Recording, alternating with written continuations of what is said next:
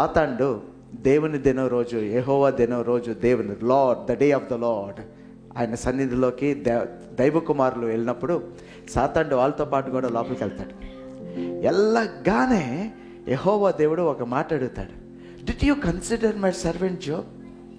Super, నా servant, నా యోబు సూపర్, అసలు నువ్వు ఎక్కడి నుంచి వస్తున్నావు అని అడిగాడు. భూమి చుట్టూ తిరిగి వస్తున్నాను అంటే, వాడికి ఏ పని పాట ఉండదు, అంతే తిరుగుతూ ఉంటాడు అనమాట. తిరుగుతూ ఉంటాడు. చర్చ్ వాళ్ళని తీసుకెళ్ళి షాపింగ్ మాల్లోకి తీసుకెళ్తాడు, షాపింగ్ మాల్లోకి తీసుకెళ్ళి సమాధులకు తీసుకెళ్తాడు. వీడు తీసుకెళ్తూ ఉంటాడు, ఇలాగ తీసుకెళ్తూ ఉంటాడు. సో అన్నీ తిరిగి వచ్చాను అంటున్నాడు. అప్పుడు did you consider my servant Job అంటాడు, నా సేవకుడైన యోబుని నువ్వు చూసి వచ్చావా అంటే, అప్పుడు యోబు గురించి సాతానుడు ఏమంటాడంటే, నువ్వు యోబుని భద్రపరిచావు కదా, ఒక కంచేసావు కదా, అది తీయి, నా తడాక చూపిస్తాను అంటాడు.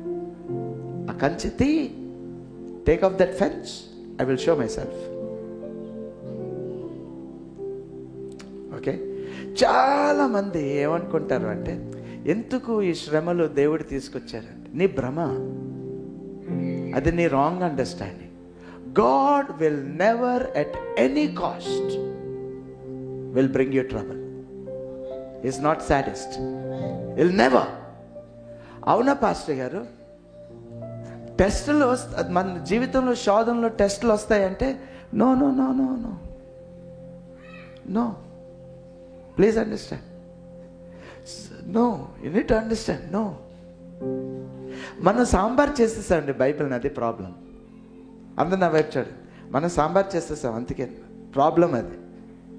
When Jesus said on the cross, it is finished, he truly meant it is finished. నువ్వు వెనక్కి చూస్తే అక్కడ ఉంటాయి ఆ ప్రాబ్లమ్స్, శోధనలు, గాఢంధకారపు లోయలు అన్నీ అక్కడ ఉంటాయి. అది తీసుకొచ్చి సిలువ తర్వాత పెట్టి, అవి నా జీవితంలో నాకు కనపడుతున్నాయి పాస్టర్ గారు, దేవుడు తీసుకొచ్చాడు అంటే, you have mixed up everything. So listen, what I want to tell you is this. So ఇప్పుడు యోబు 1:10 చదవండి. అసలుకి యోబు అతనికిని అతని ఇంటి వారికిని, చూడండి దేవుడు యోబు మీద ఏం చేశాడో చెప్తున్నాడు. నువ్వు అతనిని, అతని ఇంటి వారికిని అతనికి కలిగిన సమస్తమును చుట్టూ కంచె వేసితివి కదా అన్నాడు. హలో, చుట్టూ కంచె వేసితివి కదా, you put a fence around Job.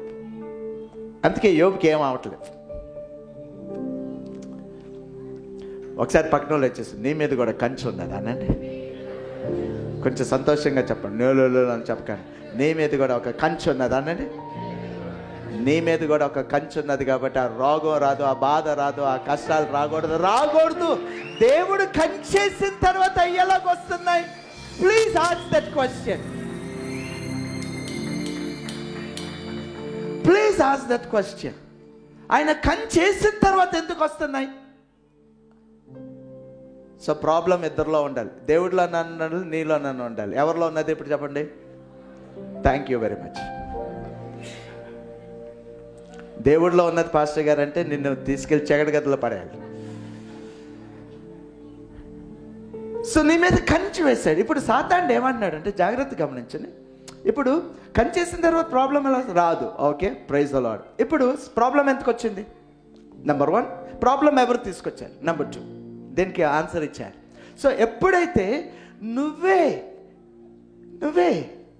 You have put it on your self, ఆ కంచులోంచి బయటికి వెళ్తాం, ఆడు కాసుకొని ఉంటాడు. ఎప్పుడైతే కంచెలోంచి బయటికి వెళ్తావో కాసుకొని ఉంటాడు. Is ready to attack you as long as you are in the fence. And what is the fence? What is the fence? The word of God. The word of God is a fence to you. ఆ word of గాడ్లో మనం తెలుసుకున్న, దేవుని వాక్యంలో మనం తెలుసుకున్నది ఏంటి అంటే, యేసు రక్తం మనల్ని భద్రపరుస్తుంది. The security comes by the blood of Jesus.